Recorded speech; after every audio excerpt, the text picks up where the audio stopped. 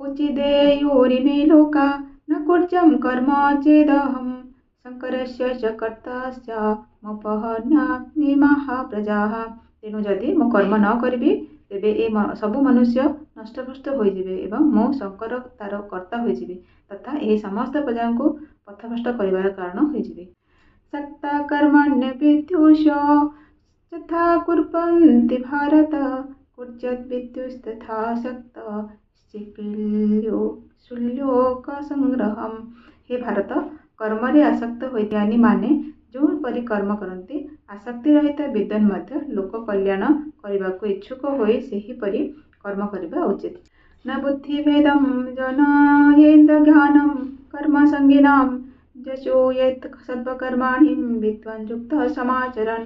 परमात्मा का स्वरूप अटल भाव स्थित ज्ञानी पुरुष शास्त्र विहित कर्म आसक्ति युक्त अज्ञानी मानक बुद्धि भ्रम अर्थात कर्म अश्रद्धा उत्पन्न कराइबा उचित नुहे बरं स्वयं शास्त्र विहित समस्त कर्म भल भाव आचरण करी सेमानंक द्वारा मध्य सेहीपरि आचरण कराइबा उचित।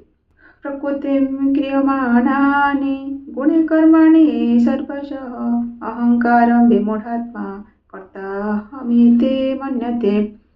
वस्तुतः समस्त कर्म सब प्रकार प्रकृतिर गुण मानक द्वारा करा जाई थाए तथापि जहार अंतकरण अहंकार द्वारा मोहित होई रही थाए से अज्ञानी मो ही कर्ता अटे बोली मन करे। तत्विदु महाबाहो गुणकर्मा विभागयोः गुणागुणेषु कर्तन्त इति मत्वा न सज्जते।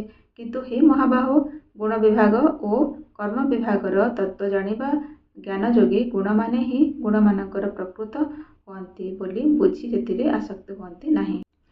प्रकृते गुण सम्मूढ़ा सज्जन्ते गुण कर्मसु तान कृष्ण विदो मंदान कृष्ण विन विचालयते।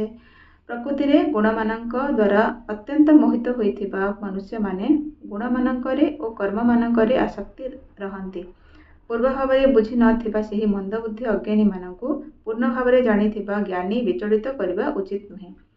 मयि सर्वाणि कर्माणि सन्न्यस्यथित्मचेतसा निराश्रे निर्ममो भुक्त्वा जुध्यशो विगत चुरः।